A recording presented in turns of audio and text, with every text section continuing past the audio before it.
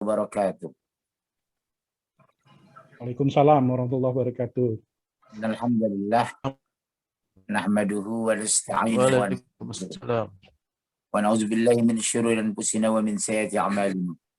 May yahdihillahu fala mudilla lahu wa man yudlil fala hadiya lahu. Asyhadu an la ilaha illallah wa asyhadu anna Muhammadan abduhu wa rasuluhu la nabiyya ba'dah. Allahumma shalli wa sallim ala Muhammadin wa ala alihi wa sahbihi ajma'in. Faqala ta'ala fil Qur'anil Karim, a'udzu billahi minasy syaithanir rajim. Ya ayyuhalladzina amanu taqullaha haqqa tuqatih wa la tamutunna illa wa antum muslimun. Amma ba'd. Alhamdulillah saya bahagia dan gembira. Sudah 4 tahun lebih barangkali kita bertemu kembali dengan Ustadz kesayangan Anda, menjadi semua orang, Ustadz Radikal urutan ke-45, Masya Allah ya, subhanallah. Sekarang kenapa tema ini kita angkat? Tema yang sangat menarik, sifatnya sangat visioner, objektif, transparan, dan universal. Mencetak generasi yang rabbani. Pertama kita bersyukur kepada Allah. Allah berikan banyak hal yang kita belum banyak hal bersyukur terhadap itu. Nikmat yang paling tinggi dari Allah adalah satu, ridho. Waradu anhu. Kalau Allah sudah meridho kita, insya Allah kita akan masuk surga. Nikmat kedua, nikmat iman dan hidayah. Ya, saya variabel pendukung siapa dikatakan yang sudah ditambah hidayah, makin tua makin taat, makin tua makin tawadhu, makin tua makin soleh, makin kaya makin pemurah. Masya Allah. Yang ketiga, nikmat sehat. Sehat memang bukan segala-galanya, tapi dengan terganggu kesehatan akan mengganggu segala-galanya. Walaupun hari ini virus COVID belum hilang dari muka bumi, kita doakan mudah-mudahan Allah angkat semua musibah di negeri kita, di negeri-negeri Islam, di bumi-bumi Islam. Allah hindarkan kita dari perpecahan dan konflik. Allah lindungi kita dari semua penyakit, dari bakteri, dari virus. Yang ketiga, nikmat terendah adalah nikmat harta. Sebab kalau kaya membuat orang mulia, kenapa tidak ada nama orang Muhammad Korun?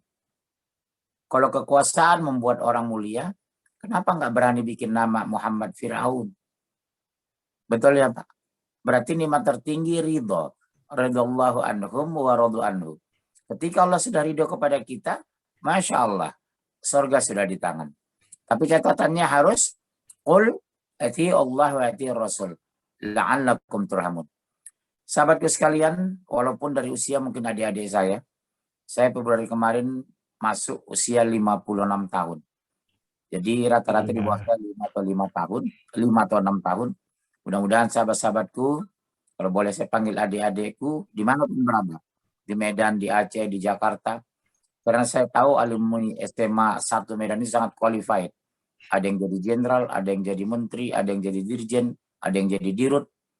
Mudah-mudahan kekompakan kita alumni SMA 1 Medan, salah satu pererat ukhuwah Islamiyah kita bukan hanya di Indonesia, tapi di perantauan sampai ke Eropa. Saudara sekalian, bicara tentang keluarga Rabbani, ada 5 hal yang saya kritisi dari keadaan umat Islam di dunia. Setelah saya keliling di beberapa negara di Eropa, negara Islam di Afrika, negara Islam di Asia Selatan, Asia Tenggara, ada 6 karakter umat Islam yang harus kita benahi. 1, suka berkerumun tapi tidak punya kesimpulan. Kedua, suka berkumpul tapi tidak punya keputusan. Yang ketiga, suka mengeluarkan statement tapi tidak punya argumen. Kita dipatahkan orang. Yang keempat, suka berdebat tapi tidak suka berbuat. Yang kelima, suka bicara tapi tidak punya data. Yang keenam, bicara data tapi tingkat akurasi data tidak bisa dipertanggungjawabkan secara ilmiah. Kita dihancurkan. Baik, saya bicara dari pendekatan geopolitik. Karena saya setelah dari agama, saya mengambil ilmu politik, sarjana politik, kemudian saya tata negara. Saya lihat dari pendekatan geopolitik dunia. Padahal harusnya umat Islam bisa menguasai dunia. Secara teori psikologi, sosiologi, dan historikal, umat Islam harus yang menguasai dunia. Tapi sejak hancurnya kerajaan Islam 1924, kita nyaris jadi bulan-bulanan seperti buih di lautan. Kita cek satu-satu. Kita bicara global, baru kita mikrokan dalam konteks Indonesia. Nanti regional, nasional, dan global. Karena saya yakin yang mendengarin orang intelektual, minimal S3, SD, SMP, SMA. Yang satu, kita lihat negara-negara Balkan, atau disebut juga Eropa Tenggara. Itu 3 negeri Islam di sana. Ada Turki, ada Albania, ada Bosnia. Tapi umat Islam belum aman dari ancaman non-Muslim. 500.000 umat Islam dibantai 5 tahun oleh Kroasia, orang Islam Bosnia. Padahal 3 negeri Islam di sana, Bosnia, Albania, dan Turki. Kita bergeser ke negara-negara Afrika. 3 negara Islam di Afrika, negara besar malah. Mesir, Nigeria, Sudan. Tapi kita tidak bisa mengendalikan wilayah di Afrika. Masuk Asia Selatan. 3 negeri Islam Allah takdirkan. Pakistan, Bangladesh, Afghanistan. Tapi umat Islam dibantai di India. Kepala seperti dibikin bola. Umat Islam tidak berdaya di Asia Selatan. Masuk Asia Tenggara. 3 negeri Islam besar. Indonesia, Malaysia, Brunei. Tapi Islam masih belum bisa merdeka di Mindanao, Filipina Selatan, 16 provinsi. Pertemuan dulu. Kenapa dulu Rasulullah minoritas tapi bangga dan bersatu? Kenapa perang Badar 300 melawan 1.000 orang dimenangkan? Perang Khandaq Rasulullah 1.000 melawan 10.000 musuh yang dimenangkan 1.000. Ibrahim dikepung 1 negara dibakar, tapi yang dimenangkan Ibrahim, yang dihancurkan Namrud. Nabi Musa dikepung 13.000 pasukan terlatih oleh Jenderal Firaun di lautan. Tapi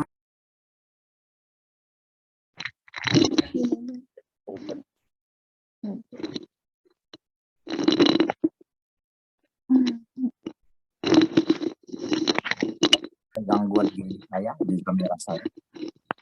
Pak, kenapa saya bicara data wajah Islam hari ini? Kita giring. Kenapa ke umat Islam tidak punya harga diri? Karena kita selalu mengeluarkan statement tapi tidak punya argumen. Yahudi dan Nasrani maju karena meninggalkan Taurat dan Injil. Umat Islam mundur karena meninggalkan Al-Quran. Berarti kata kunci hari ini, kembali ke Quran, back to Quran. Kenapa generasi muda Islam sekarang susah melahirkan pemimpin yang unggul? Karena umat Islam tidak menjadi Al-Quran sebagai pandangan hidup, bacaan hidup, dasar hidup, penegakan hukum berdasarkan syariat. Dari 193 negeri anggota PBB, 63 relatif yang Islamnya mayoritas. Tinggal 7 yang menerapkan hukum Islam di muka bumi ini. Saya ulangi ya Pak, saya bicara data. Dari 193 anggota PBB hari ini, lebih kurang 63 negara yang relatif Islamnya besar. Ada yang 40, 51, ada yang sampai 100%. Ada 4 negara, 100% Muslim. Tapi kenapa kita tidak mengendalikan dunia? Pada secara regional, di Afrika kita 3 negara besar. Di negara Balkan kita negara besar 3. Asia Selatan negara Islam besar 3. Asia Tenggara kita besar. Baik, kita kecilkan lagi mikro Indonesia. Laut kita terluas di dunia, tapi kan kita mahal. Hutan kita nomor 2 terluas di dunia setelah Brasilia. Polusi udara kita masih tinggi. Sungai mengalir tidak pernah kering, bahkan melimpah dan meluap ketika banjir. PAM kita masih bayar mahal. Sumber daya mineral kita tinggi, tapi listrik kita masih mahal. Kenapa? Kenapa dulu minoritas tapi dimenangkan? Dulu minoritas tapi menguasai. Dulu minoritas mampu menguasai. Bagaimana? Kedua, itu suara. Mohon tidak ada suara ya Pak, sangat mengganggu konsentrasi saya dan pendengar ya Pak ya. Iya, ini oke Pak Ustadz. Oke, kita teruskan. Ini bagus catatan buat kita. Saya suka bicara sejarah secara historical, sosiologi, antropologi, arkeologi. Harusnya umat Islam unggul dan menguasai dunia. Tapi sejak 1924, kita menjadi bulan-bulanan di dunia. Ada apa sebenarnya? Ini kita bongkar akar. Kenapa Islam dipojokkan? Kenapa Islam dibully? Kenapa Islam dituduh teroris? Kenapa Islam selalu dikatakan radikal, ekstremis, ekstrim kanan? Jawabnya, kita tidak mampu menunjukkan kepribadian Islam yang unggul dan bermartabat. Saya ulangi ya Pak, kita belum mampu menunjukkan wajah Islam yang unggul dan bermartabat. Harusnya secara sejarah, kita menguasai teknologi komunikasi yang canggih. Kita menguasai sains dan teknologi. Karena Al-Quran setelah saya sisir, saya baca, saya analisa, saya compare dengan Taurat, Injil, dan Zabur. Tidak ada di muka bumi ini satu sistem yang terpadu dan sempurna. Bicara tentang sains dan teknologi. Tapi kenyataan di Indonesia. Dulu saya waktu di Medan sekolah. Saya tidak mengenal biologi. Yang ada ilmu hayat. Saya tidak mengenal matematika. Yang ada aljabar. Saya tidak mengenal astronomi, yang ada ilmu falak. Saya tidak mengenal PSK, yang ada pezina. Sekarang sinyal Islam dihilangkan dari kurikulum. Saya tidak tahu di kalender dulu namanya minggu, yang ada Ahad. Bapak cek hari ini. Kalender tidak ada lagi Ahad, udah minggu. Pelajaran anak-anak kita SD, SMP, SMA, nggak ada lagi ilmu hayat, diganti dengan biologi. Pelajaran akhlak dihilangkan, yang dimunculkan etika. Aljabar dihilangkan, yang dimunculkan matematika. Akhlak dibuang, yang ada etika. Ini kan bukan Islam nih. Padahal menteri kita, presiden kita, panglima kita masih Islam. Kenapa kita tidak sanggup mempertahankan struktur itu? Jawabnya, kita belum mengenal Islam. Jawabnya, kita mudah diacak karena belum mencintai Allah. Terus dari mana kita mulai? Kita lihat Rasulullah. Rasulullah membangun itu dari Darul Arqam. 10-13 orang. Tapi yang dididik itu, pendidikan itu ada dua Pak. Formalistik dan mentalistik. Berdasarkan hadis sahih dari Imam Ahmad, Nabi yang pernah diturunkan 124.000. Rasul yang pernah diutus bukan 25 Pak, 313. Berdasarkan hadis sahih Imam Ahmad, 313 atau 314. Kenapa Rasul tidak berpendidikan formal, tapi bisa menguasai bisnis dari hulu ke hilir? Kenapa Rasul tidak berpendidikan formal, Abu Bakar, Umar, Utsman, mampu mengendalikan dunia 30 tahun sampai generasi Ali bin Abi Thalib? Kenapa mereka tidak berpendidikan formal seperti kita S2, S3, tapi mampu menguasai dunia? Jawabnya sederhana. Mereka komitmen kepada Al-Quran. Terus generasi Rabbani dari mana kita mulai? Satu. Metodologi mendidik anak yang pertama, memperkenalkan Allah sejak dini. Tapi kalau kita survei, 90% ibu-ibu muda yang baru punya anak. Ketika melatih berbicara anak, kalimat yang sering muncul ada 3 kalau kita survei. 1, mamam, papa, mama, kisbay. Harusnya bukan itu. Allah, Allah, Allah. La ilaha illallah. Tapi coba cek ibu-ibu muda di rumah Bapak. Tetangga-tetangga Bapak. Aktivis Islam. Mama, papa, mamam, kisbay. Itu bukan metodologi Islam. Harusnya Allah, Allah, Allah. La ilaha illallah. Terus apa yang kita mulai? Berarti pelajaran tauhid. Karena tauhid pondasi di rumah tangga. Lihat surat 13, surat 31-13. Ya bunayya la tusyrik billah. Inna syirka la zulmun azim. Doktrin pertama, hai anakku. Ya, Luqman ini Pak bukan nabi, bukan rasul. Nama lengkapnya Luqmanul Hakim. Beliau sejaman dengan Nabi Daud. Sebelum Nabi Daud diangkat menjadi nabi, Nabi Daud berguru kepada beliau. Padahal beliau bukan nabi, tapi diabadikan Allah, dipatri Allah. Salah satu surah dalam Al-Quran, surah Luqman, surah ke-31.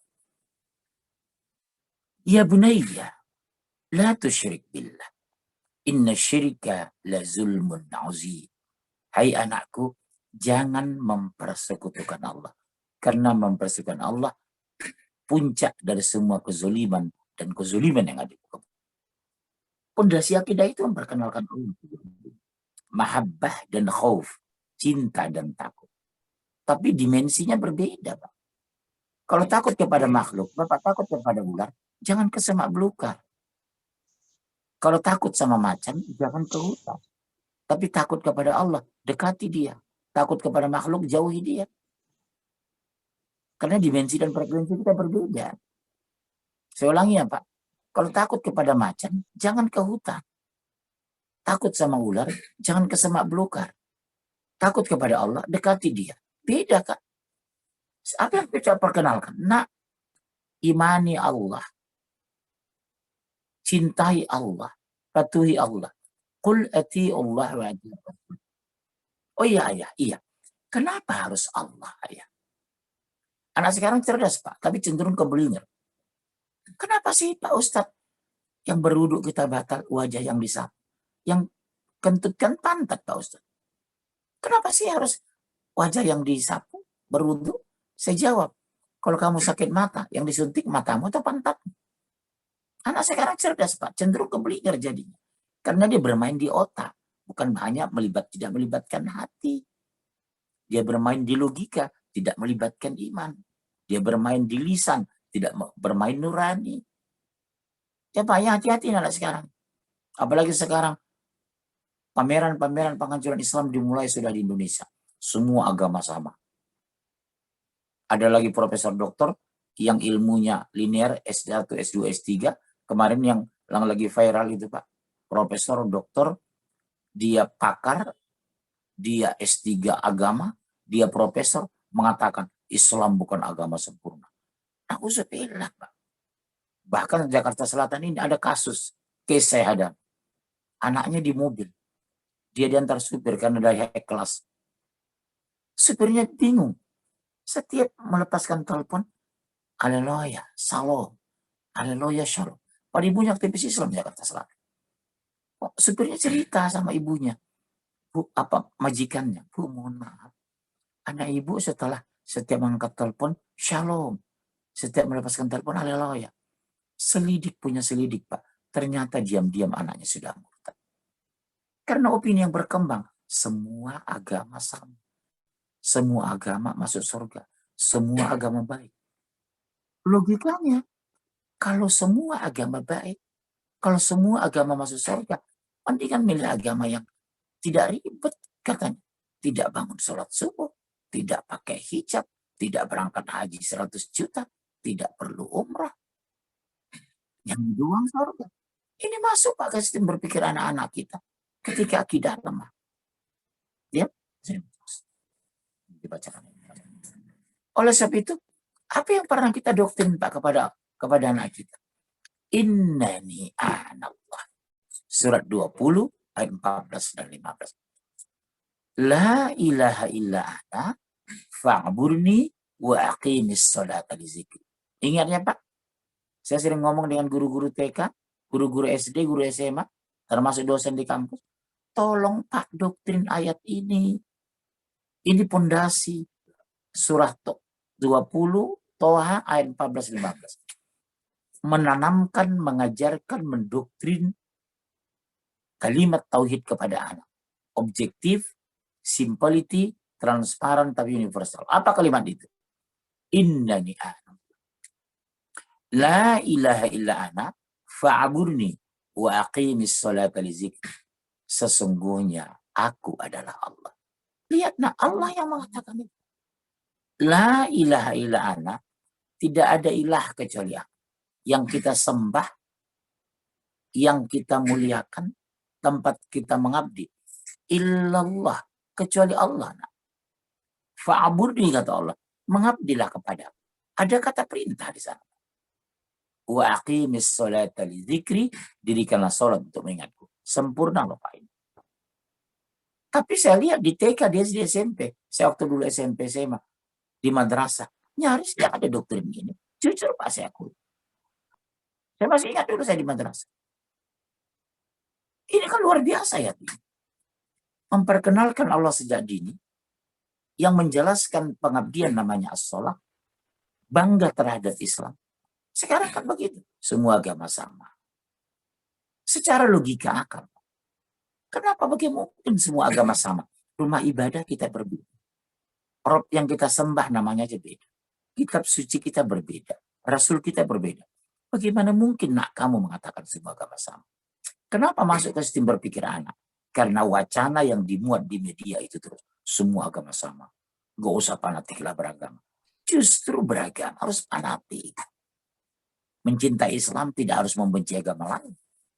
Mencintai NKRI tidak harus membenci Malaysia. Sekarang kan begitu, Pak. Udah nggak usah fanatik, Pak. Akan melahirkan radikalisme.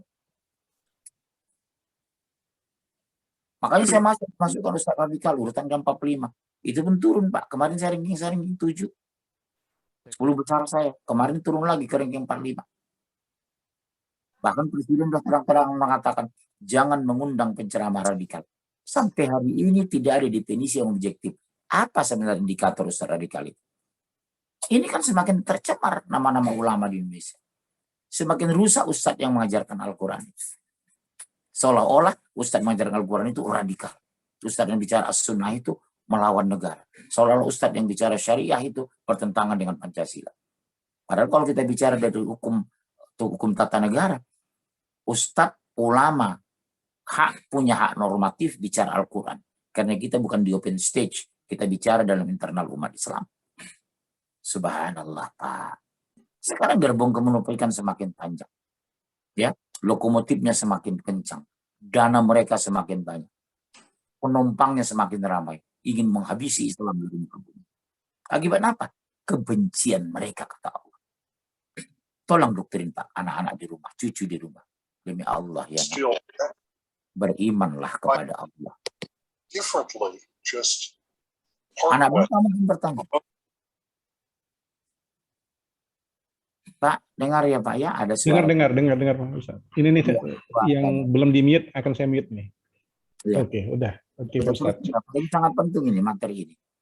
Karena menyangkut masa depan bangsa dan agama kita ke depan. Menyangkut sampai ke neraka kita. Ini basic Islam yang sampaikan ini. Kenapa sampai negeri Islam terbesar di dunia ada pernyataan mengatakan azan itu mengganggu seperti gongongan anjing? Itu kan sangat menghinakan.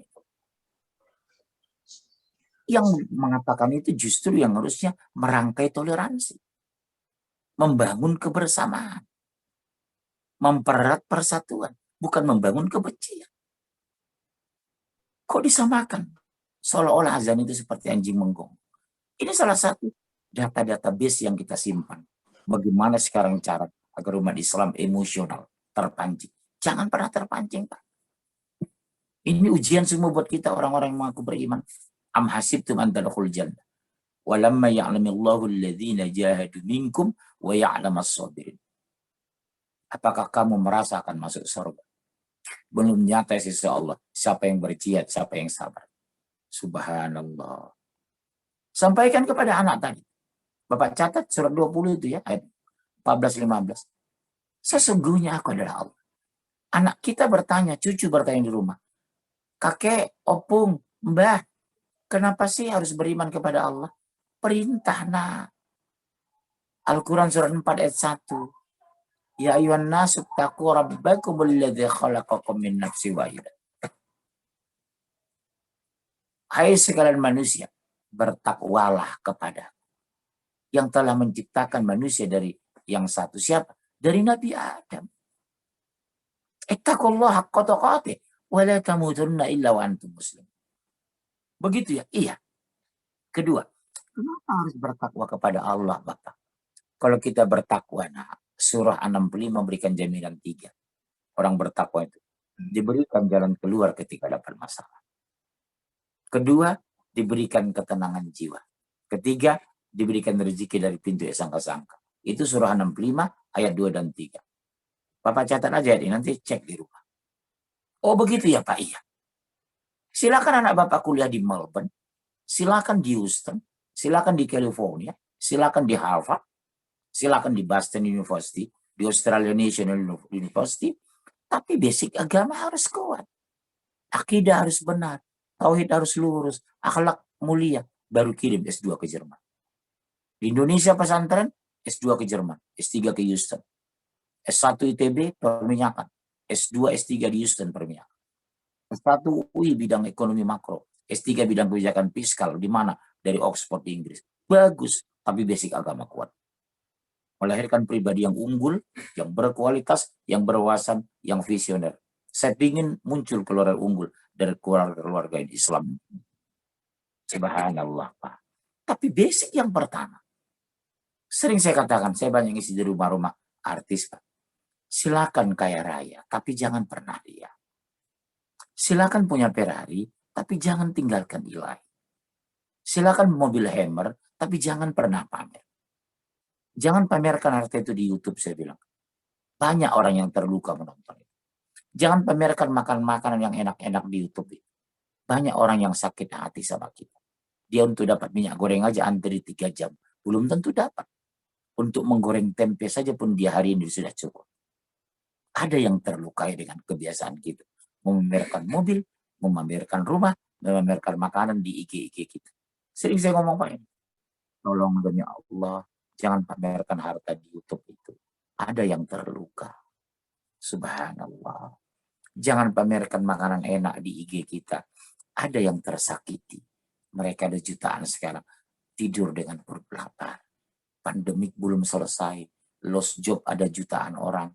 Makan belum tentu kenyang. Minyak goreng langka. Tempe mahal. Daging hilang. Gula sudah naik. Kalaupun kita belum bisa berbuat baik, minimal tidak menyakiti orang lain. Kalau bahasa lain begini, Pak. Jangan tinggikan pagar rumah, tapi bangun jembatan. Agar orang gampang silaturahmi ke rumah kita. Jadilah seperti jarum. Memang melukai dan sakit, tapi dia mampu mempersatukan. Betul, gunting berjalan lurus, tapi dia memisah. Hidup seperti paku, Pak. Sepanjang dia lurus pasti diketok. Begitu bengkok dia dibuang dan tidak bermanfaat. Jadilah seperti paku. Begitu lurus dia diketok sampai mempersatukan meja dengan tiang. Mempersatukan pintu dengan jendela. Mempersatukan tembok dengan pintu. Itu paku. Tapi lurusnya dia diketok. Bengkok dia dibuang. Seperti itulah pribadi orang beriman itu. Sepanjang dia lurus dan jujur, ujian pasti didatangkan. Subhanallah. Masya Allah wa tabarakallah. Nah, poin kedua, perkenalkan kepada anak Allah yang mana. Qul huwallahu ahad. Katakan Allah itu esa. Ini kadang di TK diajarkan, tapi tidak dimaknai. Diajarkan, tapi tidak didoktrin. Disuruh menghafal, tapi tidak faham. Saya pikir mengumpulkan guru-guru TK seluruh Indonesia. Tolong doktrin anak muslim dengan kalimat tauhid sejak dini. Karena masa keemasan memperkenalkan akidah itu usia 5-7 tahun. 5, 6, 7. 3 tahun ini masa keemasan. The golden age. Masa keemasan mendoktrin akidah. Karena pada saat masa itu anak meniru. Anak mencontoh. Bukan berdebat. Anak sudah 8 tahun sudah lancar membaca. Sudah bisa membanding. Dia sudah berdebat nanti, Pak. Tapi ketika anak 3 tahun, 4 tahun, 5 tahun, 6 tahun, 7 tahun, masa ke masa mendoktrin ayat ini. Dimanapun pun kamu, nak. Demi Allah ya, nak. Patuhi Allah. Kenapa mau menyembah Allah? Karena Rabbus samawati wal ardh. Tuhannya langit dan bumi. Lihat, nak. Ayah merantau dari Jakarta, dari Medan, 42 tahun yang lalu. Naik ALS non AC. 3 hari 3 malam nah ayah di jalan. Coba lihat rumah kita sekarang. 4,8 miliar. Mobil kita ada 4 nak. Dari mana itu nak? Dari Allah. Oh iya ya, iya. Bukan karena ayah, enggak. Bukan karena keras, enggak. Sebab kawan ayah banyak kerja keras yang S2 sampai sekarang nggak punya rumah nak. Kawan ayah yang S2 kerja keras nggak punya mobil nak. Berarti kita bukan karena kerja kerasnya, karena takdir dan ridho Allah. Lihat rumah kita di RT ini, nak, paling bagus. Lihat mobil kita di antara tetangga, paling bagus. Tahu nggak dari mana itu? Dari Allah, nak. Bikin anak itu cinta, enjoy. Sekarang salah kita, memperkenalkan orang kaya, saudara kaya kepada anak. bukan memperkenalkan Allah yang Maha Kaya. Nanggung pendidikan itu. Kita memperkenalkan saudara kita jadi gubernur, jadi bupati yang berkuasa. Bukan memperkenalkan Allah yang Maha Kuasa kepada anak. Nanggung, Pak. Akhirnya dia mengagumi penguasa, bukan mengagumi Allah. Dia mengagumi orang kaya, bukan mengagumi Allah yang Maha Kaya. Rusak pendidikan psikologi anak. Makanya ada lagu di TK itu, saya nggak sepakat. Balonku ada 5, rupa-rupa warnanya. Meletus balon biru, hatiku sangat kacau. Dari pendidikan psikologi pendidikan nggak sehat. Masa balon 5, cuma 1 meletus sudah kacau dia. Berarti nggak ridho terhadap takdir. Nggak siap menghadapi musibah. Nggak menang malah menghadapi ujian. 1 balon meletus kacau. 4 balon meletus bunuh diri itu anak, Pak. Nggak ilmiah kan? Saya koreksi itu di TK. Diajarkan lagu-lagu lagi yang tidak orientasi pendidikan. Topi saya bundar. Bundar topi saya. Kalau tidak bundar, tidak topi saya. Apa yang nilai edukasinya di lagu? Kalau segitiga itu bukan topi memang. Jadi kalau saya menteri pendidikan itu saya robah itu. Hilangkan lagu itu dari TK. Topi saya bundar, balon saya ada 5. Harusnya mobil saya 5. Saya bersyukur karena semua ditakdirkan Allah. Itu yang kita ganti. Ya, saya senang bicara mengkritisi kebijakan-kebijakan, Pak. Karena tidak islami. Seperti Minggu, penggantinya jadi Ahad. Dari Ahad menjadi Minggu. Matematika, dulunya aljabar. Dulu ilmu hayat diganti dengan biologi. Dulu udah bagus, mulia, akhlak, diganti dengan etika. Dulu pezina, islami, diganti dengan PSK. Akhirnya orang tidak takut berzina, Pak. Kenapa? PSK. Pekerja. Apa bedanya dengan staf Pertamina? Apa bedanya dengan staf Telkom? Toh juga pekerja kok. Jadi mereka tidak merasa hina menjadi pelacur. Ini ada sinyal menghancurkan struktur moral bangsa. Dari bahasa-bahasa yang diintervensi itu. Tapi banyak orang nggak ngerti ini, Pak. Subhanallah. Ya, Pak ya? Oke, kita teruskan. Ayat ketiga surat Al-Ikhlas tadi, ayat surah 114 tadi. Surat 112 tadi. Lam yalid wa lam yulad wa lam yakul lahu kufuwan. Allah tidak beranak dan tidak diperanakkan. Dan semua bergantung kepada Allah. Oh, kalau begitu, Rob kita itu Esa. Nanti kamu kuliah di Jerman, kuliah di Amerika, di Houston, di California, di New York. Jangan terpancing dengan agama-agama yang lain. Kamu komitmen sholat tepat waktu di masjid. Kamu komitmen menghafal Al-Quran sambil mengambil S3. Kamu komitmen berakhlakul karimah.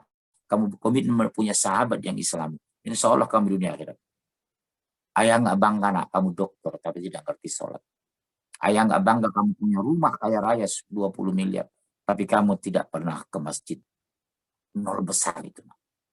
Harus ada komitmen tak sama anak seperti itu. Kamu boleh S2 nak ke luar negeri. Terserah. Ke Melbourne, ke Sydney, ke California, ke Houston. Tapi minimal hafal Quran 10 juz.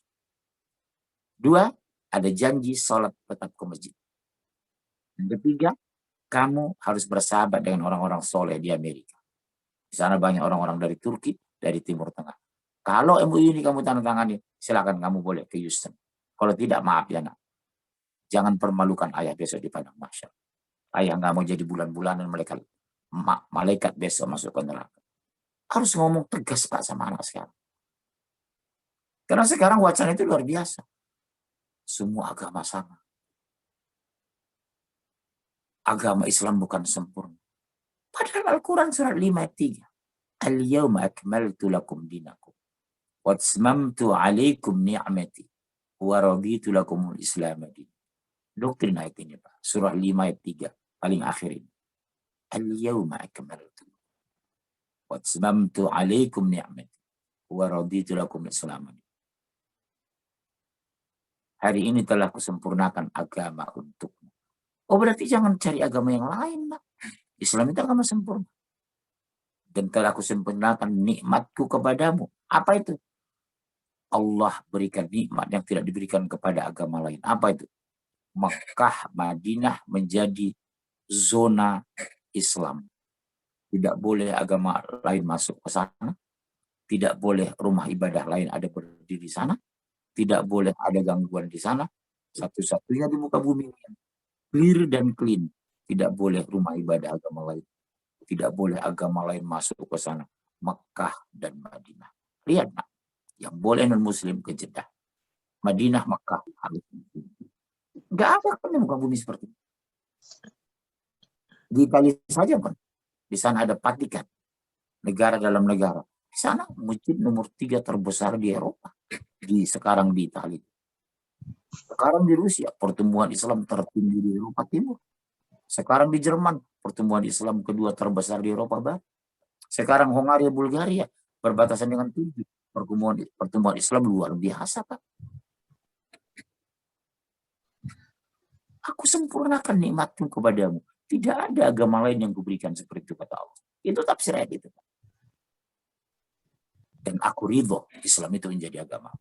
Apa artinya ridho? Anut, imani, amalkan, yakini, bangga dengan Islam. Jangan minder dengan Islam. Islam itu agama mulia, agama tinggi, agama terhormat. Contoh, apa ayat? Lihat Al-Quran. Sangat saintifik sekali. Inna fi khalqis samawati wal ardh wa ikhtilafil laili wan nahar la ayatin lil albab. Sesungguhnya penciptaan langit dan bumi, pergantian malam dan siang, dapat tanda-tanda bagi orang yang berpikir. Dulu di Amerika, Pak, di Eropa, bertahun-tahun perdebatan sengit antar saintis dan ilmuwan. Duluan pada sih diciptakan langit atau bumi? Duluan mana malam atau siang? Al-Quran menjawab tuntas. Penciptaan pertama langit baru bumi. Siang baru malam. Tak perlu kita meriset. Jawabannya dari Allah yang menciptakan itu sendiri. Kalau saintis bisa salah. Analisa bisa keliru. Temuan bisa menyimpang. Tulisan bisa bohong. Coba Pak, betapa saintifik sekali Al-Quran. Inna fi khalqis samawati wa ikhtilafil laili wan nahar la ayatin li ulil albab. Penciptaan langit dan bumi. Langit dulu. Pergantian malam dan siang. Malam dulu. Sampai abad awal 20, Pak. Masih perdebatan tidak selesai di Eropa dan Amerika. Telur dulu atau ayam? Al-Quran menjawab, ayam dulu. Berkasan pada. Hebat nggak Al-Quran? Perkenalkan ayat ini kepada anak. Supaya anak itu simpati kepada Quran. Senang kepada ulama. Dekat kepada ustaz. Bersahabat dengan orang-orang soleh. Bukan orang salah. Anak rajin ke masjid. Bukan ke kafe. Dekat ke majelis taklim. Bukan ke karaoke. Coba lihat Pak. Di karaoke. Kelab malam. Diskotik. Pelacuran online. Itu kan ide mereka. Karena mereka kesulitan mencari ketenangan jiwa. Muncullah ide klub malam. Muncullah ide diskotik. Muncullah ide karaoke. Muncullah ide ngumpul-ngumpul. Islam nggak perlu, Pak. Ketenangan jiwa, baca Quran. Kedua berzikir. Ketiga sholat. Yang keempat sedekah. Selesai. Bapak banyak musibah, banyak sedekah. Sakit, keluar, kasih uang orang. Sampaikan kepada anak. Ya ayyuhallazina amanu ista'inu bis-sabri was-shalah. Innallaha ma'as-sabri. Nak, kalau kamu dapat masalah, ruwet, kamu pimpinan perusahaan, minta pertolongan kepada Allah. Istain. Lewat apa ya? Salat. Berwudu kamu, nak. Kamu memutuskan ada tender, saingan kompetitor sangat berat. Kau usah takut. Salat sunnah 2 rakaat. Ambil wudu salat sunnah. Doa sungguh-sungguh. Ya Allah, berikan hamba jalan keluar. Kan surah 65 sudah begitu. Orang bertakwa itu diberikan 3 di dunia.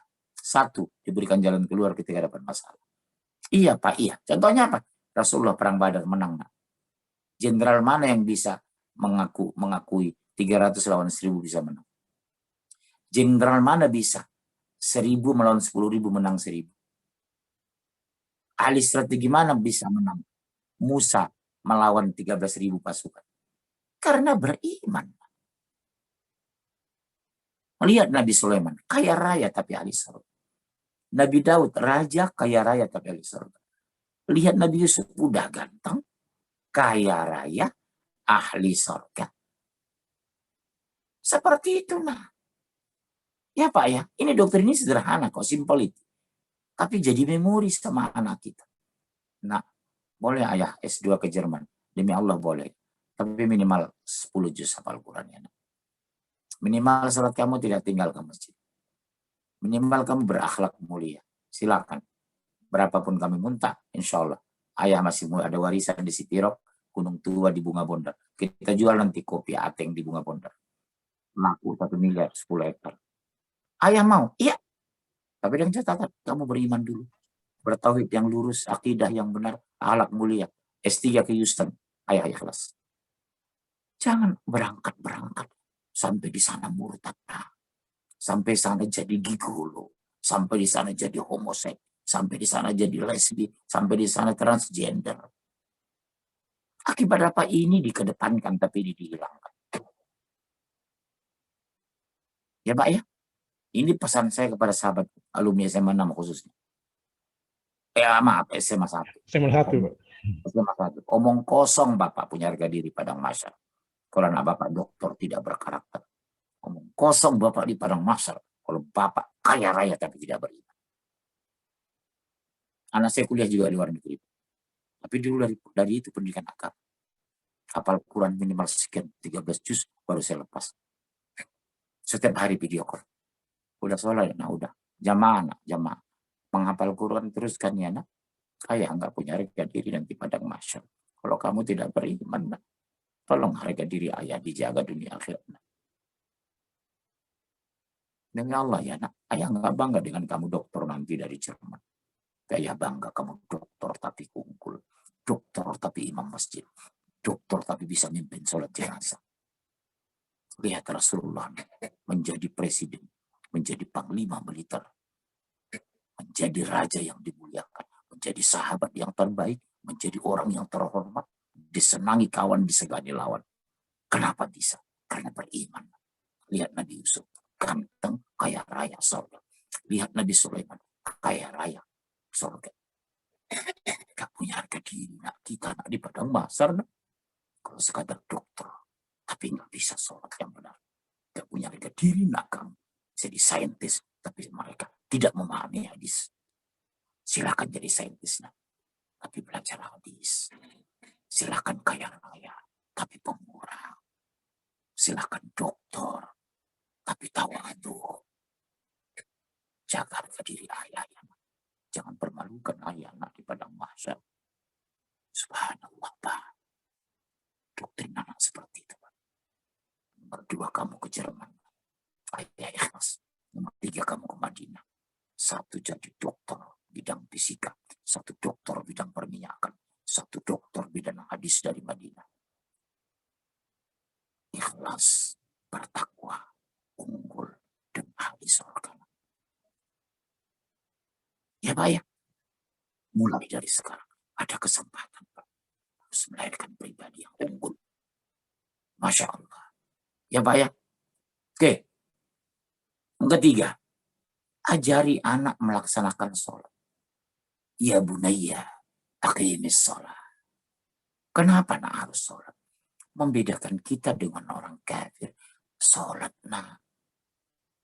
Orang Yahudi dan Nasrani zakat 10%, kita 2,5%. Orang Yahudi ada perjalanan ke luar negeri yang mereka imani suci. Yahudi ke Yerusalem, Yahudi ke tembok ratapan. Nasrani ke Bethlehem. Ya, Katolik ke Vatikan. Hindu ke Sungai Gangga. Buddha ke Myanmar. Kita ke Mekah. Ada. Apa yang bedakan kita? Sholat. Nah. Fungsinya apa ya? Inna sholata tanha 'anil fahsya'i wal munkar wal baghi. Sholat mencegah dari perbuatan keji dan mungkar. Iya ya, iya. Terus kenapa ya? Ada orang rajin sholat masih jahat. Ada orang masih sholat tapi masih korupsi. Ada orang sholat tapi masih mencuri. Berarti sholatnya nggak ikhlas. Nah. Oh begitu ya? Iya. Nah. Qad aflahal mu'minun alladzina hum fi shalatihim khashi'un. Surah 23 Al-Mu'minun ayat 1 sampai 2. Qad aflahal mu'minun. Sungguh kata Allah. Orang sholat. Tapi siapa itu?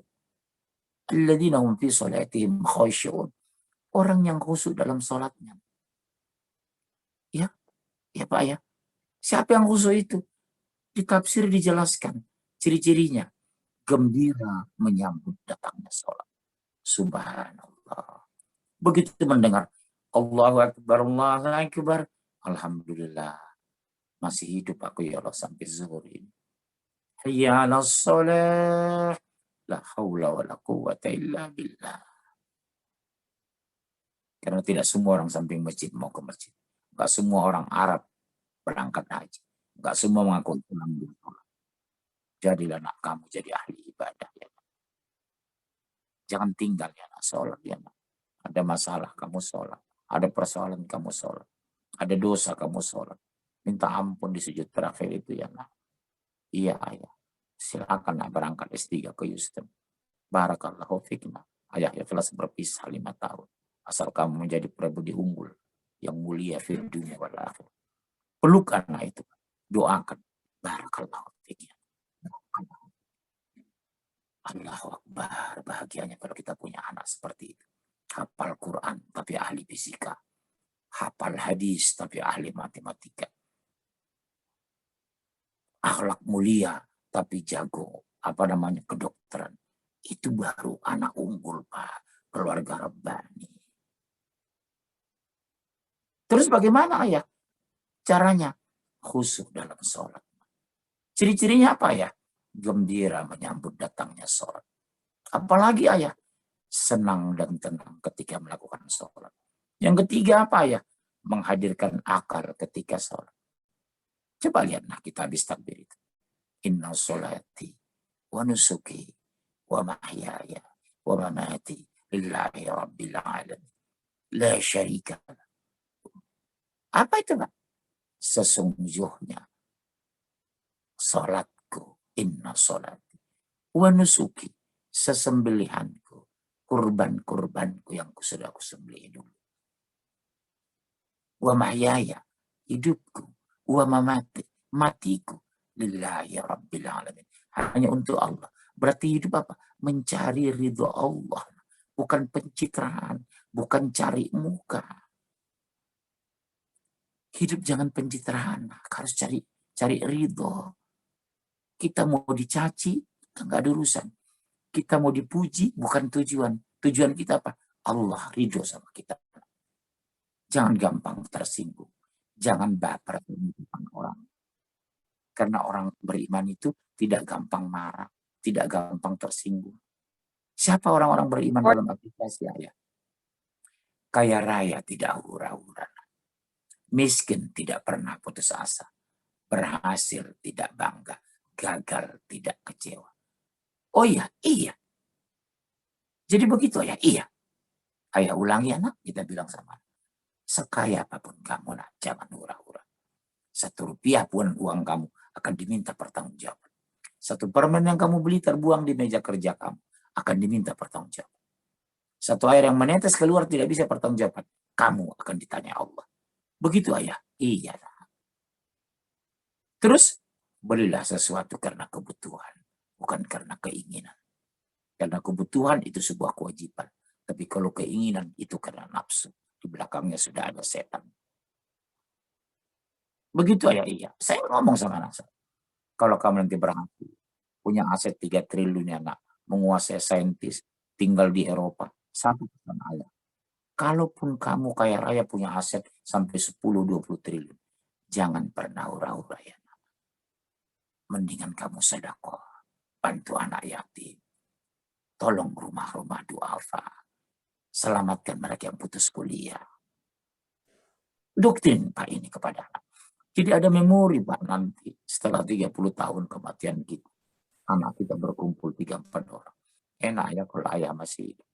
Masukan dari ayah luar biasa. Menangis mereka membicarakan kita setelah kita meninggal 30 tahun. Enak ya kalau ayah masih hidup. Kita bersama dengan ayah sama-sama membaca Al-Quran. Diskusi tentang hadis. bicara tentang umat, membangun kepedulian, sensitif terhadap orang susah. Ayah yang ku rindu. Subhanallah, Pak. Jadi sholat ayah, iya. Mata kuliah kamu rendah, jangan minder. Perbaiki semester depannya. Kamu bisa kok. Jangan merendahkan anak ketika IPK-nya rendah. Jangan pojokkan dia ketika belum berprestasi. Kamu bisa kok, nggak apa-apa. Karena kamu semester 1 masih adaptasi bahasa, adaptasi budaya, adaptasi pemikiran, nggak apa-apa. Semester 1, 2, nilai kamu nggak apa-apa. Nanti ayah yakin kamu bisa kok, semester 3 kamu bisa di atas 3. Besarkan hatinya, dorong dia, motivasi dia. Subhanallah. Nah, salat itu dijemput Rasulullah waktu Isra dan Mi'raj. Kamu mulia nak dengan salat itu. Lihat wajah-wajah orang salat. Wajahnya bersih, bercahaya. Kenapa nak? Mereka menundukkan kepala di depan Allah. Ketika sujud, kepala kita lebih rendah dari kotoran perut kita. Nah. Kita menghinakan diri depan Allah. Karena Allah maha mulia. Kita rendah. Nah. Allah maha kaya. Kita miskin. Nah. Allah maha tahu. Kita bodoh. Nah. Bersandar kepada Allah. Jangan tangisi ketika tembok roboh. Masih ada lantai tempat kita bersujud. Kasih masukan kepada anak terus-menerus, Pak. Lembutkan hatinya. Sentuh nuraninya. Jangan emosi kepadanya.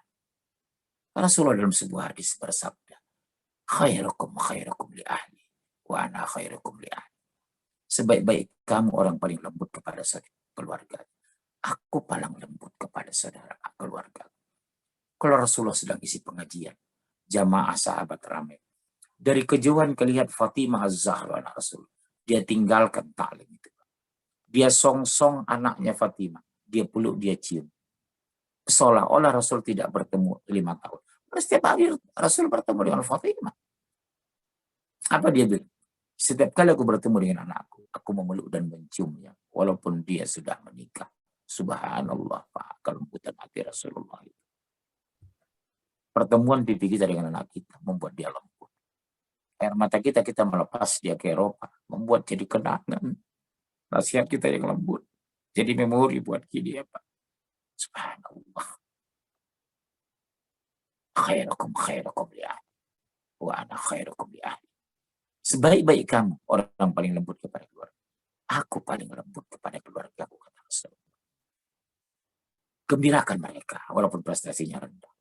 Motivasi mereka, walaupun hari ini mereka belum berprestasi. Kamu bisa, nak, kamu berprestasi. Insya Allah tahun depan kamu bisa. Jangan pernah pojokkan mereka.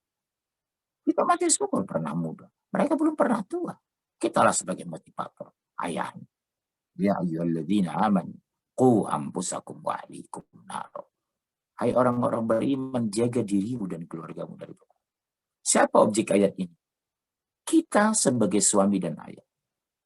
Yang kita bertanggung jawab 4. 1, istriku.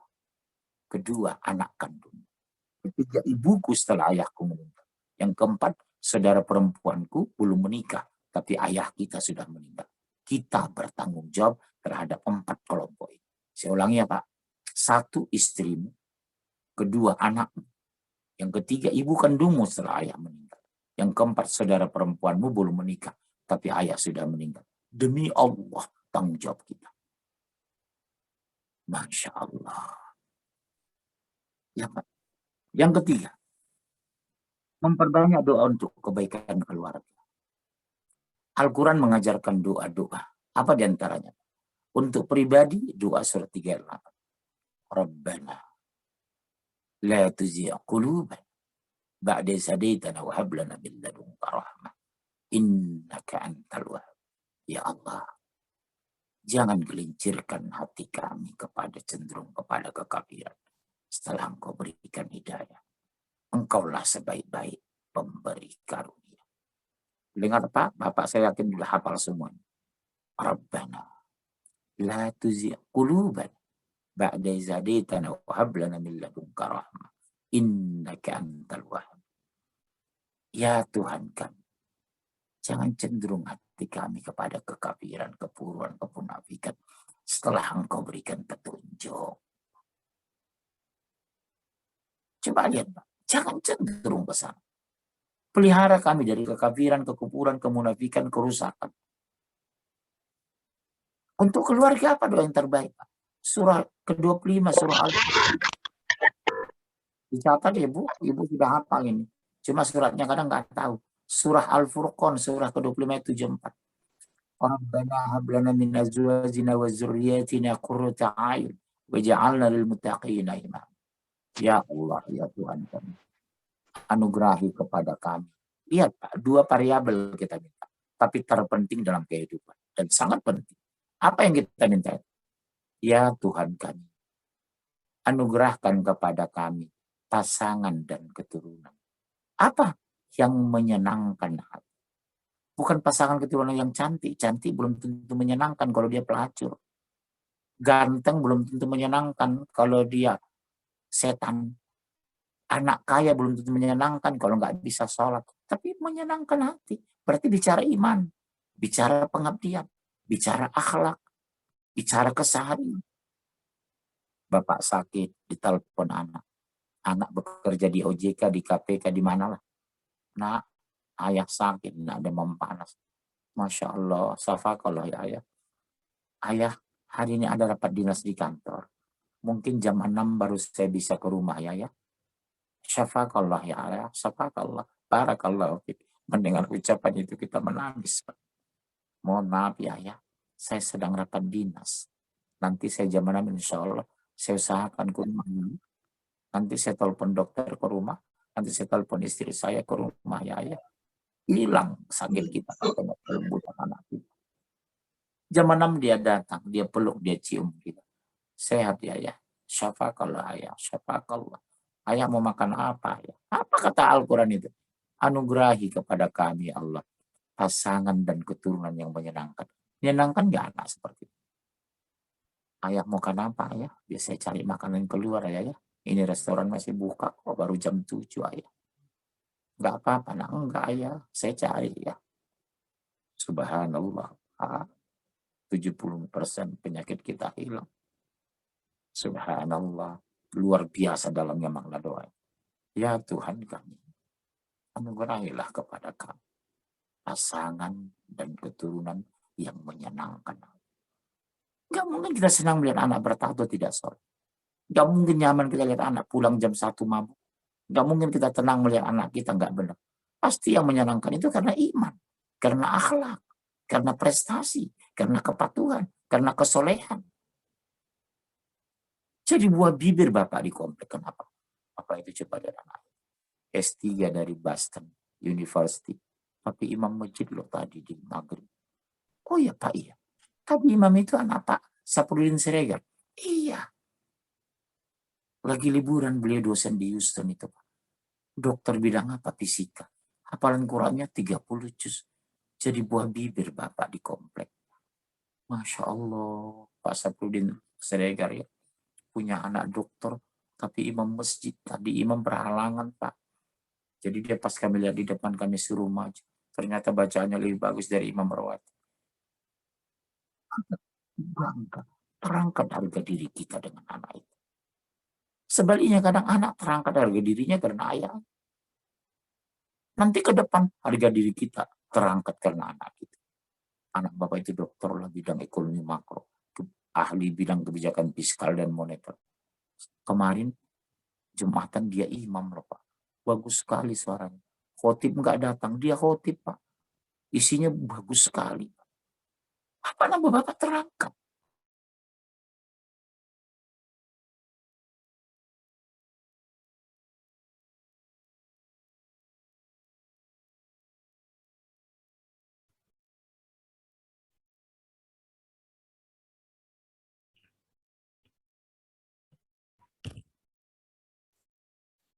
Halo. Yes.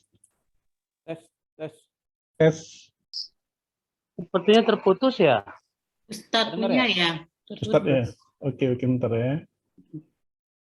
Ustadz Munzir. Suara Ustadz hilang.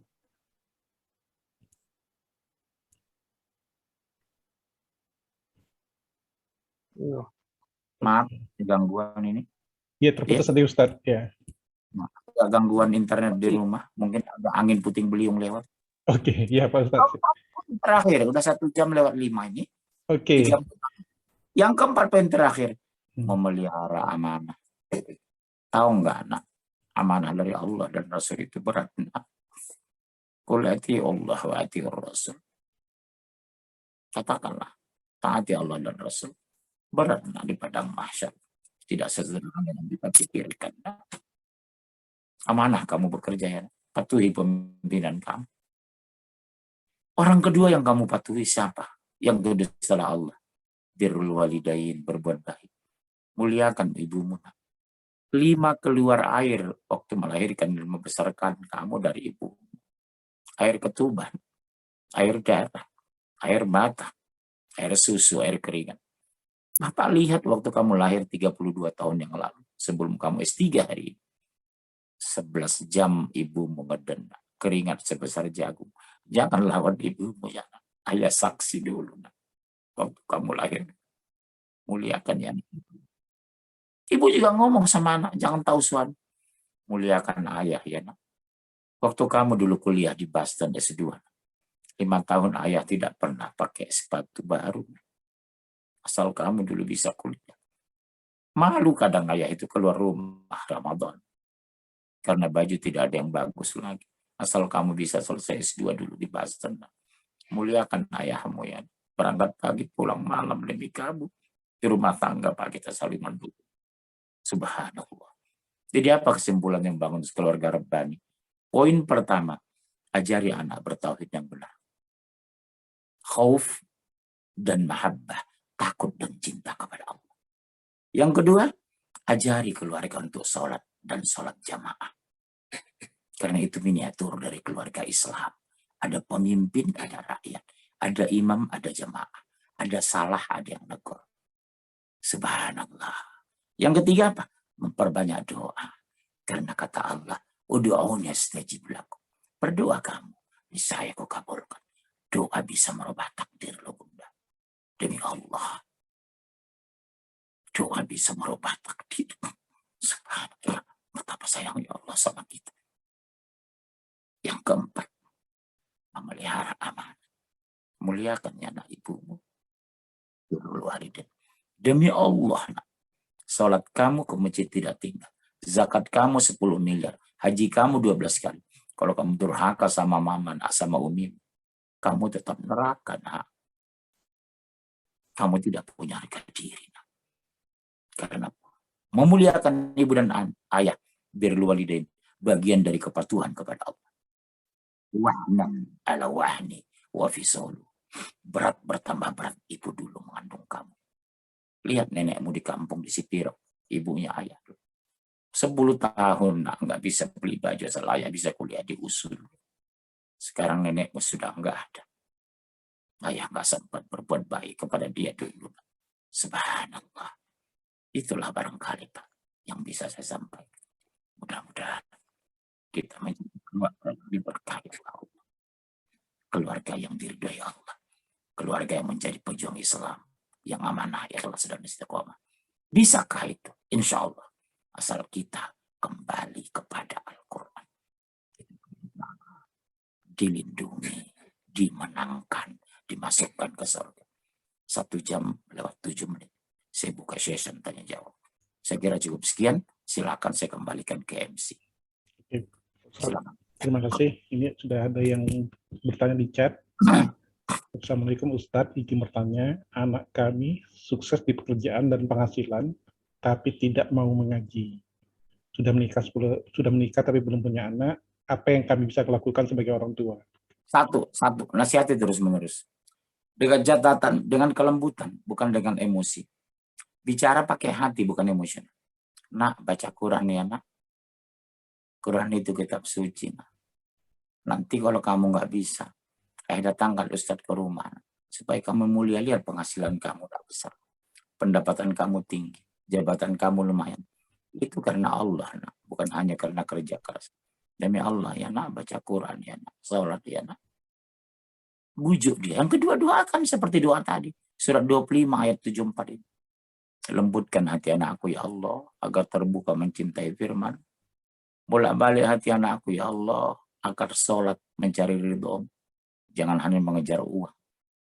Jadikan uang nak sebagai sarana hidup, bukan target hidup, karena kamu tidak selamanya hidup. Tanamkan satu kalimat kepada anak. Jangan jadikan uang sebagai target hidup ya nak. Tapi jadikan uang sebagai sarana, karena kamu tidak selamanya hidup. Tapi dengan kelembutan, terus-menerus. Kalau luar kota, video call tiap hari. Nak, udah sholat, nak. Ngapain ngurus, mak? Saya kan udah 33 tahun. S3 ya, mak. Saya dari Melbourne. Nak, kamu anak laki-laki mama, nak. Kalau kamu anak perempuan, mama lepas. Karena kamu sudah punya suami. Kamu bertanggung jawab, nak, terhadap istrimu, anakmu. Ya, baca Quran ya, nak. Sholat ya, nak. Supaya ada teladan di rumah tanggamu, nak. Nasihati terus, Bu. Kedua doa. Yang ketiga tawakal. Ibu jangan stres gara-gara seperti itu. Doa bisa merubah segalanya. Yang nggak bisa dirubah hanya kematian, rezeki, hati, bisa dibolak-balik dengan doa. Insya Allah. Ya Bunda ya. Yang kedua, jangan katakan, saya capek Pak. Ibu mengandung saja nggak capek. Melahirkan hampir mati nggak capek. Kok mendidik anak capek? Lelah-lelah yang senangnya Allah itu. Lelah dalam melahirkan anak. Lelah dalam membesarkan anak. Lelah dalam mencari nafkah. Lelah dalam mengandung. Itu lelah-lelah yang disenangi Allah. Kelima apa? Lelah dalam menuntut ilmu. Saya kurang nyaman dengar ibu ngomong, mama capek nyuruh kamu sholat. Capek mana mengandung daripada nyuruh sholat? Berisiko mana melahirkan dari menyuruh sholat? Gak pantas seorang ibu ngomong seperti itu. Mama capek. Kok capek? Dulu melahirkan. Dulu mengandung. Wahnan ala wahdi.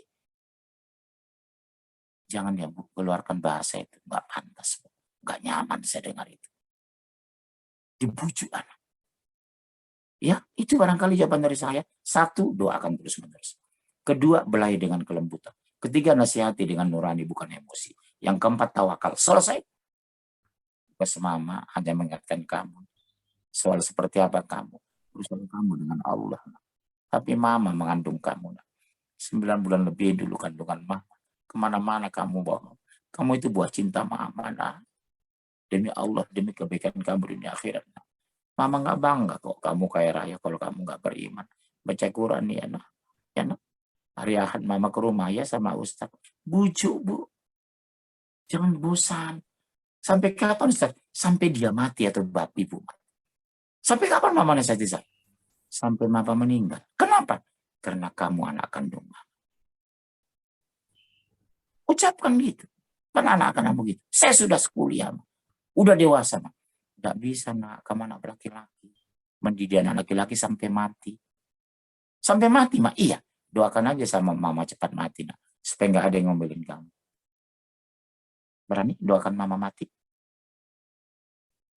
Subhanallah. Ya, yang kedua.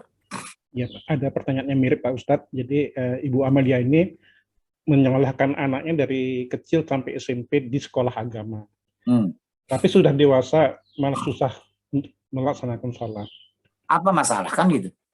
Kedua, coba cari tahu siapa teman akrab. Untuk mengetahui seseorang, jangan dekati dia kata Rasulullah. Cari tahu siapa teman akrab. Makanya ada psikologi pendidikan. Satu, ibu jangan bangga hanya mengenal anak. Tapi kenali siapa teman akrab anak. Kedua, kenali orang tua teman akrab anak. Ketiga, kenali lingkungan anak. Di hadis Sahih Bukhari, Pak, ada satu yang sangat luar biasa saya kagumi itu. Apa kata Rasul? Salah satu kebahagiaan keluarga Islam, keluarga Rabbani, satu kata Rasulullah, memiliki lingkungan yang baik. Nah, Andi, iya Pak, ini jam 10 malam loh nak, kamu belum pulang. Di mana kamu nak? Di rumah Pak Ahmad Soleh. Masya Allah nak, nggak apa-apa nak. Itu guru ngaji papa di masjid. Kenapa? Lingkungan Islami. Ini hadis Pak. Yang kedua kata Rasulullah, punya rumah kediaman yang besar. Minimal kamar kita 4 kamar tidur. Kamar tidur pertama kita suami istri. Kamar tidur kedua anak laki-laki. Kamar tidur ketiga anak perempuan. Kamar tidur keempat untuk orang tua kita setelah dia tua, uzur atau pensiun. kewajiban kita. Yang ketiga, memiliki kendaraan yang bagus. Boleh Bapak punya Alphard bagus dengan niat membahagiakan ibuku yang dulu di Sipirok, di Gunung Tua, di Payakumbuh, di Aman Lawe. Ustadz, saya mau beli Alphard, Ustadz, 1,3 miliar. Masya Allah. Niatnya apa, Pak? Saya membahagiakan orang tua saya, Ustadz. Waktu saya dulu kuliah di UI, 5 tahun ayah saya tidak beli baju lebaran, nggak pernah keluar kota. Di hari tuanya saya ingin bahagiakan tinggal di rumah. Saya mau bawa jalan-jalan ayah saya. Bagus, Bapak. Subhanallah. Yang ketiga, kalau betul-betul dia membandel melawan, jangan-jangan dia ada jin di tubuhnya, Bu, di ruqyah. Karena pernah kita temukan anak muda itu. Melihat masjid takut, sholat tidak pernah, nyentuh Al-Quran nggak mau. Setelah kita ruqyah, ternyata jin di tubuhnya. Iya, nanti kita bahas tahun 2027 ya. Saya kan 5 tahun sekali ngisi di sini. Di surah 72 memang menjelaskan surat jin itu. Jin itu berusaha untuk mengacak keluarga, memisahkan suami istri, mengkondisikan perceraian dini, menghancurkan anak keturunan orang soleh, karena supaya temannya di neraka nanti. Nanti kita bahas itu surat 72 itu, surat jin itu. Jadi coba dulu, kemungkinan kedua, anak ibu dimasukin jin. Kemungkinan pertama, anak ibu sahabatnya bukan orang soleh. Makanya Umar bin Khattab mengatakan, carilah kamu sahabat yang soleh dan ikhlas. Karena menguntungkan kita dunia akhirat. Imam besar Hasan al-Basri memberikan nasihat. Carilah oleh kamu sahabat yang mendekatkan diri kepada Allah dan Rasul. Jika sudah kamu temukan, pegang erat-erat, jangan lepaskan. Karena di padang mahsyar bisa menolong. Masya Allah. Coba ibu cek dulu, siapa sahabat anak. Sebab kalau sahabat anak orang soleh, anak pasti rajin sholat. Kalau sahabat anak orang-orang yang benar, insya Allah dia benar.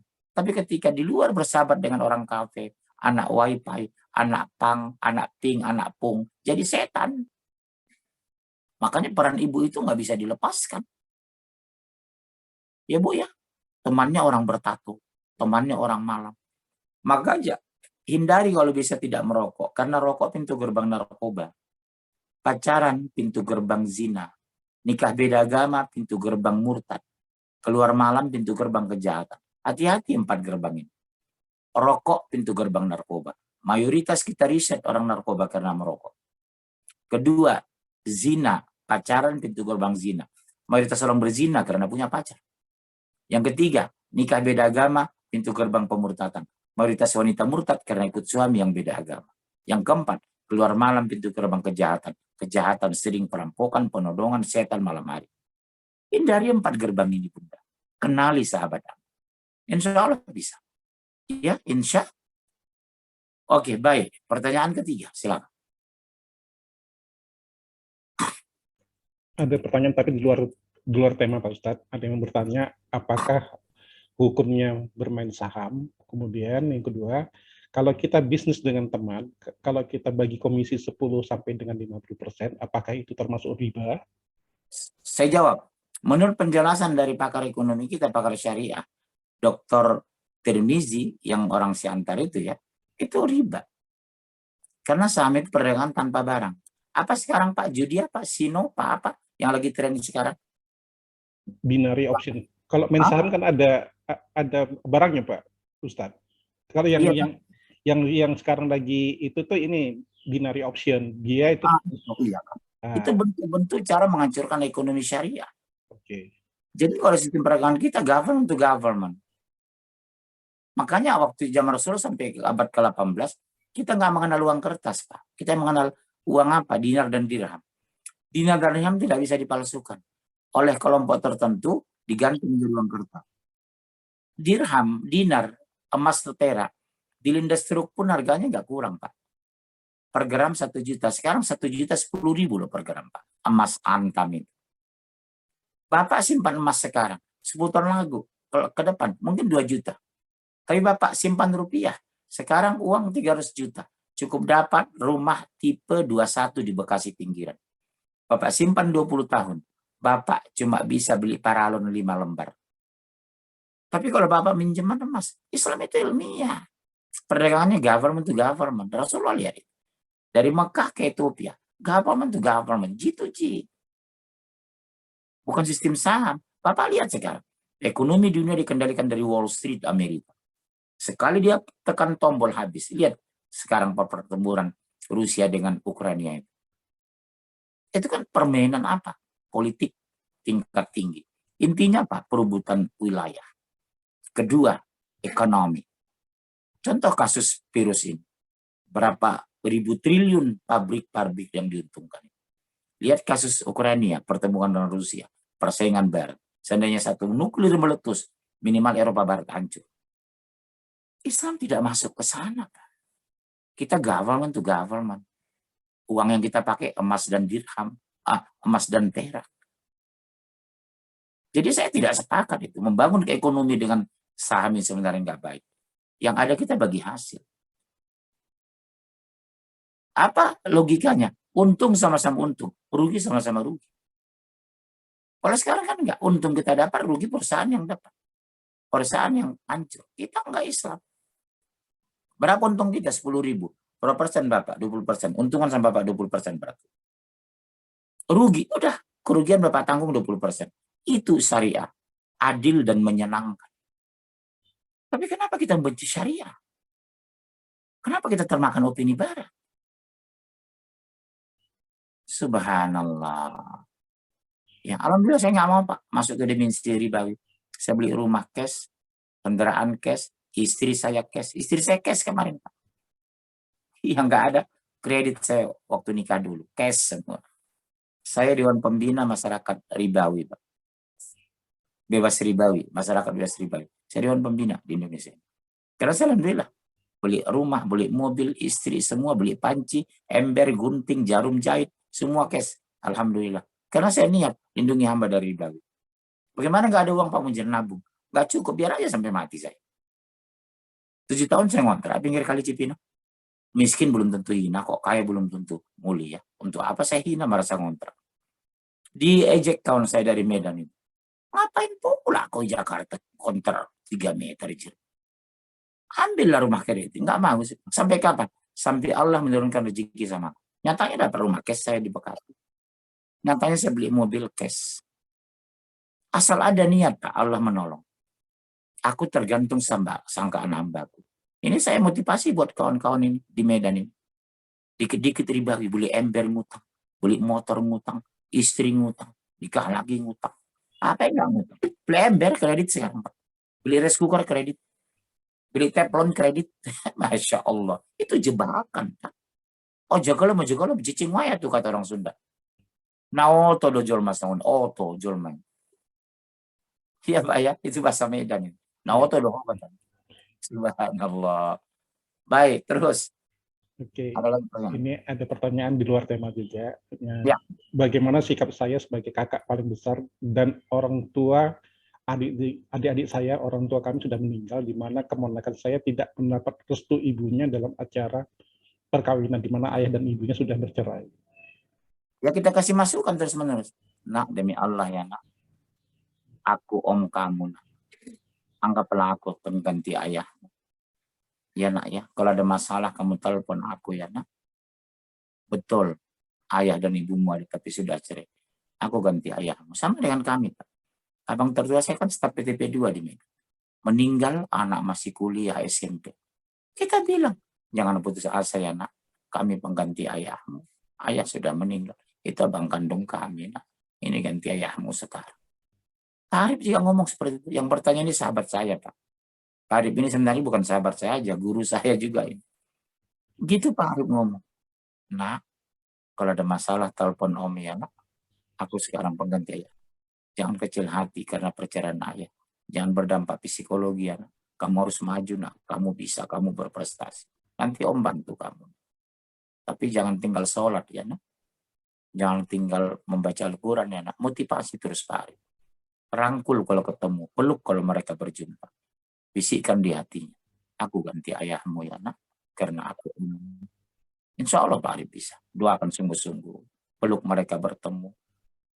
Kondisikan kita. Posisikan kita sebagai pengganti orang tua. Insya Allah dia akan pulih kembali. Psikologi itu bisa dipulihkan dengan kedekatan dan nurani. Dengan ketulusan. Iya, jadi ngomong sama orang tuanya. Kenapa tidak setuju? Kalau alasan beda agama, iya. Kalau alasan karena akhlak, iya. Tapi kalau alasan tingkat pendidikan, karena alasan strata sosial, haram melarang itu.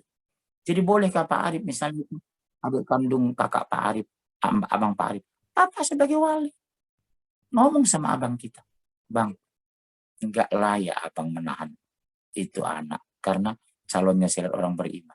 Kecuali yang enggak beriman, Bang. Kasih masukan sama keluarga kita. Yang dibenarkan menolak perjodohan, Pak. Beda agama. Kedua, calon mantu kita tidak berakhlak. Yang ketiga, tidak mengenal agama walaupun dia Islam. Untuk apa kita bantu seperti itu? Makanya sejak kecil harus didoktrin. Saya punya anak laki-laki 3, Pak. Pak Arif tahu persis lah keluarga saya. Saya akrab dengan beliau ini. Dari kecil saya doktrin sejak kelas 4 SD. Sejak kelas 4 SD, Pak. Nak, demi Allah, kalau mencari istri itu, biar kaya raya, yang penting bertakwa. Ayah ikhlas mantu ayah kaya raya. Tapi soleha, jangan sudah pendek, bengek, pesek, nggak beriman.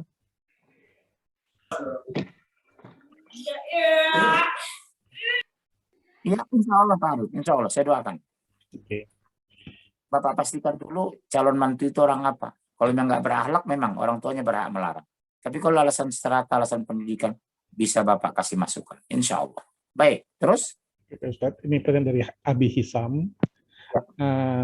Pak Ustaz, bagaimana ini setelah anak dewasa dan masuk kuliah, kenapa sulit untuk menasihati, waktu juga terbatas, dan agar mereka tetap di jalur agama gitu. Jadi sudah semakin dewasa, sudah kuliah, sulit waktu dan sulit menasihati untuk tetap di jalur agama. Tahu Bapak kenapa? Saya belajar psikologi anak dulu. Psikologi anak, psikologi masa.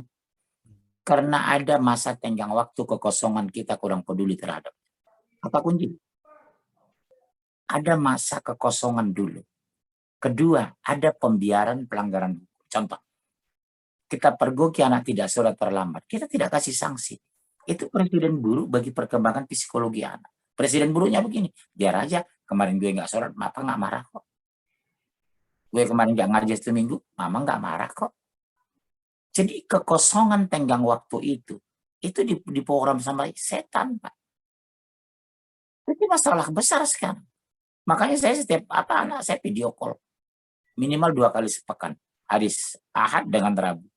Udah sholat, nak sholat. Udah. Di mana, Mak? Di masjid ya. Jamaah ya, nak. Menghafal Quran ya, nak. Jangan pernah kosong. Maaf, saya amati sekarang keluarga Islam.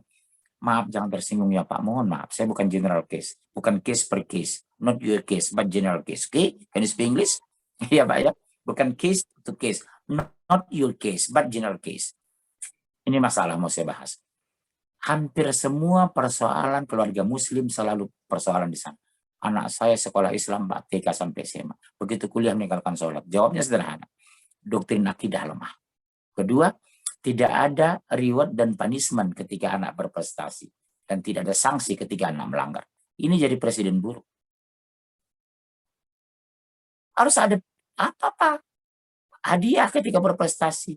Ada sanksi ketika mereka melanggar. Yang ketiga, yang paling runyam sekarang di kepala orang tua. Maaf, tidak semua. Bangga anaknya prestasi akademik, tapi tidak beriman. Yang paling saya jijik lihat itu sekarang. Ini saya cek keluarga high class sekarang di Jakarta ini. Anak saya Pak Munjir S2 dari anu. Bagus. Saya ngisi pengajian di rumahnya, Pak. Waktu masuk sholat Isya hujan, kami nggak ke masjid. Kita sholat di rumah aja jamaah. Ya Ustaz. Anak dia saya suruh sholat. Ya, imam, nak. Hati aja salah. Karena kita tidak mengkoreksi. Koreksi cara wudhu anak. Udah basah nggak sampai sikut. Koreksi anak waktu mau sumuka. Ini basah nggak? Koreksi waktu tangan. Ini celah-celah ini basah nggak? Cek habis wudhu itu.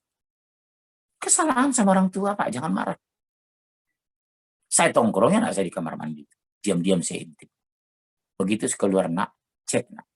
Airnya sampai di sini nak. Dalam wudhu itu di atas sikut segini. Nak lihat kaki kamu, mata kaki nggak basah sebelah. Ulangi wudhu ya nak. Percuma kamu sholat. Ada bapak melakukan di rumah. Itu kesalahan sama kita, Pak. Tidak detail bicara agama, tapi bangga bicara prestasi dunia. Itulah pintu masuk setan itu, Pak. Dan itu keluarga muslim seperti itu hari ini. Mayoritas, Pak. Karena sering saya bawa rombongan ke luar negeri. Begitu mau qomat, saya bilang, qomat ya nak, kita jamak qasar. Jamak qasar itu apaan? Bahasa Inggris pastinya bukan main. What is pandization? Kayak orang, kayak Bill Clinton, kayak Joe Biden, pastinya bahasa Inggris. Begitu saya mendarat di bandara, salah satu bandara internasional di luar negeri. Nak, kita jamak qasar ya nak. Jamak qasar apaan, Ustaz? Qomat ya nak, qomat itu gimana ya? Selama di pesawat, di jalan, di bandara, nggak ada bahasa Indonesia dengan ibu. Mom, come here please. Why don't you call? You have your call participation. Udah cuma ya. Bukan main dah. Itu sholat jamaah qasar aja nggak bisa. Hancur, Pak, hancur. Saya tegas ini, Pak. Ya Pak ya, jangan marah ya. Bapak apa nih? Spirok saya lihat. Apa ini? Pak apa namanya? Bapak Pak apa ini? Kalau saya ini Pak, Pak saya Tanjung Pak. Iya. Ya. Makanya kita buang wacana media itu. Orang yang bertakwa, orang yang mulia, bukan orang kaya. Kalau kamu bertakwa bisa kaya raya. Buktinya Nabi Sulaiman bertakwa kaya raya. Nabi Ibrahim bertakwa kaya raya. Abu Bakar, Umar, Abdurrahman bin Auf bertakwa kaya raya. Itu baru hebat. 9 konglomerat zaman Rasulullah semua orang kaya raya. Bertakwa. Tapi sekarang 9 naga semua non muslim. Ini kesalahan sama orang tua, Pak, jangan tersinggung. Sekarang sudah umur 24 tahun sudah rusak, Pak. Udah repot. Udah mendarah daging malas sholat. Udah mendarah daging tidak nyentuh Quran. Udah mendarah daging ke kafe, mendarah daging liburan ke puncak. Yang bawa ke puncak siapa? Bapak atau siapa? Kan Bapak dulu. Hari Ahad kenapa nggak bawa ke masjid? Kenapa ke puncak? Hari Ahad Bapak bawa ke Taman Safari. Kenapa nggak ke rumah Ustaz? Ke rumah saya dong, Dad. Saya siapin lontong Medan. Jarang kan orang, nak besok hari Ahad. Ahad jalan ke rumah Ustaz, dia silaturahmi. Jarang. Kemana Taman Safari? Jarang, Pak. Jamaah mau ke rumah saya hari Ahad. Padahal saya siap 24 jam. Tapi bawa makanan, Pak. Bawa parcel, ya. Insya Allah. Subhanallah. Oke, ada lagi satu lagi menjelang asar ini. Oke, terakhir dari saya Ustaz. Kan tadi Pak Ustaz Pak sampaikan Tanjung Batak atau Tanjung Minang? Tanjung Minang Pak saya. Oh, lahir di Medan. Lahir di Medan. Sekarang tinggal di? Sekarang tinggal di Bekasi, kerja di Jakarta. Oh, Bapak Bekasi mana? Sekampung gitu ini Bekasi. Di Kota Harapan Indah. Ustaz. Oh, berarti estate. Kalau saya kan BTN, bangunan tidak normal. Ya, pertanyaan. Ya, Ustaz tadi yang banyaknya sekarang ya pemikiran-pemikiran liberal yang bahkan datangnya juga dari orang yang disebut Ustaz ya. Ya. Kayak beberapa hari yang lalu viral tuh wanita muslimah berjilbab menikah dengan seorang pria dari Nasrani. Ya. Itu malah dikoordinasikan oleh seorang yang dianggap Ustadz dengan fahamnya boleh kok menikah antara wanita muslimah dengan pria muslim. Nah ini kan akidah-akidah ini kan berbahaya Pak Ustadz ya, dan itu kok ada gitu ya muslimah berjilbab bisa percaya dengan akidah-akidah seperti itu. Nah bagi kita membentenginya seperti apa Ustadz? Kenapa? Karena yang berkembang nikah beda agama dibenarkan. Bapak nanti catat surat 2:221. Jangan kamu nikahi wanita-wanita musyrik sebelum dia beriman. Berikutnya, jangan kamu nikahi laki-laki musyrik sebelum dia beriman. Allah mengajak kamu ke surga, sementara mereka mengajak kamu ke neraka. Dalilnya itu surat 2:221. Betul, ada dalilnya Pak. Surat 5:5 boleh menikahi wanita ahlul kitab. Wanita menikah dengan laki ahlul kitab. Tapi zaman Umar bin Khattab meminta untuk menceraikan kalau nikah beda agama karena berisiko. Jadi saya lebih cenderung saya perkenalkan surat 2 Al-Baqarah ayat 221. Jangan kamu nikahi wanita musyrik sebelum dia beriman, walaupun dia cantik dan menarik hatimu. Sebaliknya jangan kamu nikahi dengan laki-laki musyrik sebelum dia beriman. Allah mengajak kamu ke surga, sementara mereka mengajak kamu ke neraka. Pegang ayat itu Pak, surat 2:221. Terus bagaimana mengembalikannya? Doktrin agama. Cuma sayangnya sekarang pemikiran liberal sudah menjadi sel terpenting dalam lalu lintas informasi di Indonesia. Lalu lintas liberal lebih ramai daripada lalu lintas Al-Quran. Yang diserap, yang ditangkap, yang diterima liberalisasi, bukan islamisasi, Pak. Yang kemarin kasus rame itu kan, Pak, berjilbab nikah di gereja. Betul ya? Betul. Jadi kesimpulan saya sederhana, Pak. Coba kita doktrin agama sejak dini. Terus menerus. Insya Allah anak tidak menerima itu. Kenapa dia menerima? Karena doktrin agama dia lemah dan tidak komprehensif. Dia menerima Islam parsial. Dan dari ustadz, maaf, oknum ustadz yang salah. Ustadz liberal. Oke? Tadi ada Bu Habibah minta nomor HP saya, boleh? Nanti minta nomor HP saya ke Pak Tanjung. Ya. Jadi tolong diminta. Pak Tanjung nggak apa-apa. Tapi jangan kasih kepada orang yang Ibu tidak kenal ya. Boleh diminta di grup ini HP saya. Konsultasi lewat EA boleh. Tapi tolong jangan diberikan nomor telepon saya kepada orang tidak dikenal.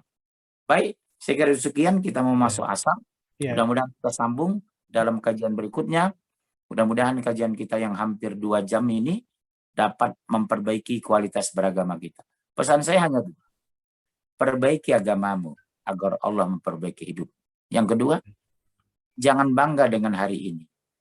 Kalau kita masih ada peluang hidup besok hari. Supaya kita besok lebih bagus dari hari ini. Hanya itu pesan saya. Selamat bergerak, selamat berjuang. Berhenti perjuangan, berhenti kita mati. Mundur kita hancur. Syukron, jazakallah khairan. Doa kafaratul majlis. Subhanakallah bihamdika. Asyhadu an la ilaha illa anta. Salam buat di Pekanbaru, di Aceh, di Amerika.